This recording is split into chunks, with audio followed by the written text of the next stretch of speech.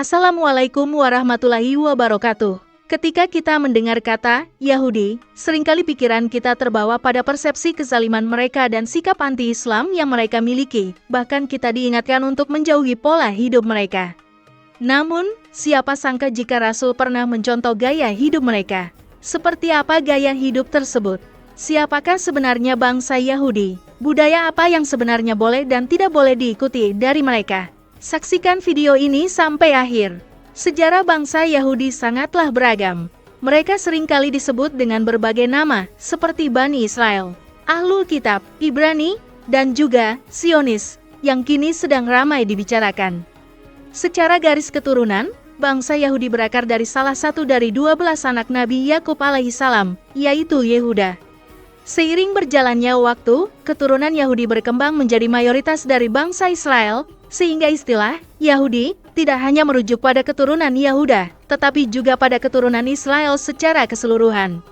Mereka juga diasosiasikan dengan ketakutan yang mereka alami saat membaca Taurat. Selain itu, mereka juga dikenal sebagai Bani Israel. Nama ini diambil dari Nabi Yakub alaihissalam yang diberi julukan Israel, atau kekasih Tuhan, yang menjadi kebanggaan bangsa Yahudi. Mereka merasa superior dibandingkan dengan bangsa lainnya. Sikap ini seringkali membuat ketidaknyamanan di sekitar mereka, yang pada akhirnya mengakibatkan mereka terusir. Salah satu alasan pengusiran ini adalah karena sifat licik mereka dan juga pengkhianatan mereka terhadap janji. Contohnya ketika Nabi Musa alaihissalam memerintahkan mereka untuk menunggu di Bukit Sinai saat dia berkomunikasi dengan Allah Subhanahu wa Ta'ala. Meskipun dilarang untuk menyembah berhala selama Nabi Musa pergi, mereka malah membuat patung sapi untuk disembah, sehingga melanggar perintah Nabi Musa alaihissalam. Yang lebih menyedihkan lagi, mereka menyimpan dendam dan benci yang mendalam terhadap umat Islam. Bahkan, Allah telah memperingatkan hal ini dalam Al-Quran Surah Al-Maidah ayat 82 yang berarti, "Sungguh, kamu akan menemukan bahwa yang paling keras membenci orang-orang terhadap kalian adalah orang-orang Yahudi dan orang-orang musyrikin." Oleh karena itu, Allah telah memperingatkan umat Islam agar tidak mudah terpengaruh. Hal ini diungkapkan dalam Al-Quran Surah Al-Baqarah ayat 120 yang berarti, "Orang-orang Yahudi dan Nasrani tidak akan pernah rela terhadap kamu sampai kamu mengikuti agama mereka." Bolehkah kita meniru gaya hidup Yahudi? Allah telah memberikan peringatan tentang bagaimana seharusnya bersikap terhadap kaum ini dalam Al-Quran, Surah Al-Maidah ayat 51. Allah berfirman yang artinya, "Hai orang-orang yang beriman, janganlah kalian menjadikan orang-orang Yahudi dan Nasrani sebagai pemimpin atau teman dekat kalian. Sebagian dari mereka adalah pemimpin atau teman dekat bagi sebagian yang lain. Barang siapa di antara kalian menjadikan mereka sebagai pemimpin, maka sesungguhnya orang itu termasuk golongan mereka. Sesungguhnya Allah tidak memberi petunjuk kepada orang-orang yang zalim." Rasulullah Shallallahu Alaihi Wasallam juga mengajarkan kepada umat Muslim untuk berbeda dengan mereka. Beliau menekankan dan bersabda yang artinya, "Panjangkanlah jenggot, berbeda dengan orang-orang Yahudi." Memanjangkan jenggot hanyalah salah satu dari berbagai kebiasaan Yahudi yang mencolok, dan satu lagi adalah praktik sihir. Bahkan salah seorang di antara mereka telah mencoba menggunakan sihir pada Rasulullah. Kebiasaan Rasulullah ini dianggap sebagai pengaruh buruk dan menyesatkan. Allah juga menjelaskan betapa bodohnya mereka ketika dihadapkan dengan petunjuk. Ini terungkap dalam Al-Quran, Surah Al-Baqarah ayat 101 hingga 123. Artinya, ketika telah datang kepada mereka seorang Rasul dari Allah yang membenarkan apa yang mereka miliki. Sebagian dari orang-orang yang memiliki kitab Taurat malah melemparkan kitab Allah ke belakang punggung mereka, seolah-olah mereka tidak menyadari bahwa itu adalah kitab Allah. Mereka mengikuti apa yang dibacakan oleh setan-setan pada masa kerajaan Sulaiman, dan mereka mengklaim bahwa Sulaiman menggunakan sihir, padahal Sulaiman tidaklah kafir atau menggunakan sihir. Hanya setan-setanlah yang menggunakan sihir. Mereka menggunakan sihir untuk menyesatkan manusia. Selain itu, sikap berlebihan atau ekstremisme juga merupakan praktek yang terkadang terdapat dalam syariat Islam. Ekstremisme ini mencakup pujian dan celaan yang berlebihan terhadap seseorang.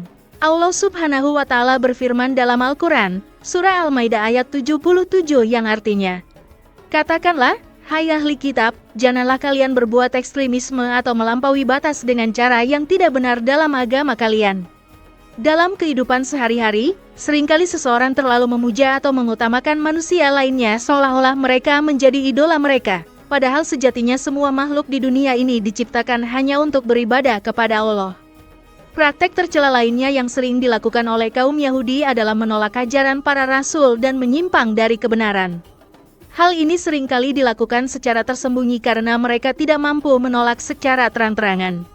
Allah berfirman tentang mereka dalam Al-Quran, Surah Al-Imran ayat 54 yang artinya, orang-orang kafir membuat tipu daya, dan Allah membalas tipu daya mereka dengan tipu daya yang lebih baik.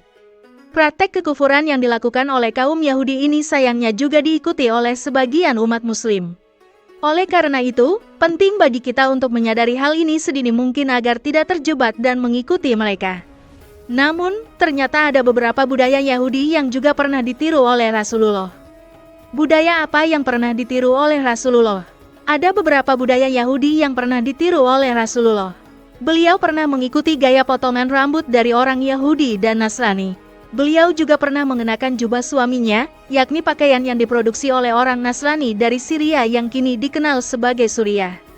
Selain itu, menurut Syekh Tahir bin Asyur, Rasulullah pernah melakukan puasa Asyura setelah melihat umat Yahudi Madinah melakukannya. Umat Yahudi Madinah berpuasa pada hari Asyura karena mereka meyakini bahwa Nabi Musa diselamatkan dari kejaran Firaun pada hari tersebut.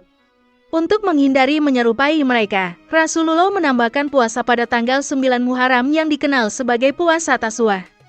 Selain itu, tepuk tangan juga merupakan budaya Yahudi yang diadopsi oleh umat Islam, namun hal ini masih sering diperdebatkan. Dalam Islam, jika terjadi kesalahan dalam salat berjamaah, perempuan diperbolehkan mengingatkan imam dengan tepuk tangan, sementara laki-laki menggunakan zikir. Berdasarkan penafsiran Syekh Muhammad bin Shalih Al-Utsaimin dalam kitab Iqtidas Siratal Mustaqim, karya Syekhul Islam Ibnu Taimiyah, jika tepuk tangan diperbolehkan bahkan dalam salat, maka tentu lebih diperbolehkan di luar salat. Bahkan, Darul Ifta, lembaga fatwa Mesir, telah mengeluarkan fatwa mengenai kebolehan tepuk tangan sebagai bentuk penyemangat dan motivasi. Diperbolehkannya tepuk tangan bagi wanita dalam salat didasarkan pada hadits dari sahabat Abu Hurairah. Nabi Shallallahu Alaihi Wasallam bersabda, yang artinya, ucapan tasbih diperuntukkan bagi laki-laki, sementara tepuk tangan untuk wanita. Dalam hadits riwayat Bukhari dari sahabat Abu Hurairah, Nabi Shallallahu Alaihi Wasallam juga bersabda, yang artinya, mengapa kalian tadi banyak bertepuk tangan? Barang siapa menjadi makmum lalu merasa ada kekeliruan dalam salat, hendaklah dia membaca tasbih, karena dengan membaca tasbih, dia akan lebih memperhatikannya. Sedangkan tepuk tangan itu untuk wanita. Hal ini menunjukkan bahwa mengikuti tradisi dan budaya Yahudi tidak selalu dilarang dalam Islam. Namun, umat Islam tetap harus berhati-hati terutama dalam hal akidah dan ibadah. Demikian pembahasan kali ini. Semoga bisa bermanfaat untuk kita semua. Amin ya rabbal alamin. Jika kamu memiliki pendapat terkait pembahasan kali ini, tulis pendapat kamu di kolom komentar di bawahnya. Terima kasih telah menonton video ini. Jika kamu menyukai konten ini, jangan lupa untuk like, share, dan subscribe ya. Terima kasih dan sampai jumpa dalam video berikutnya.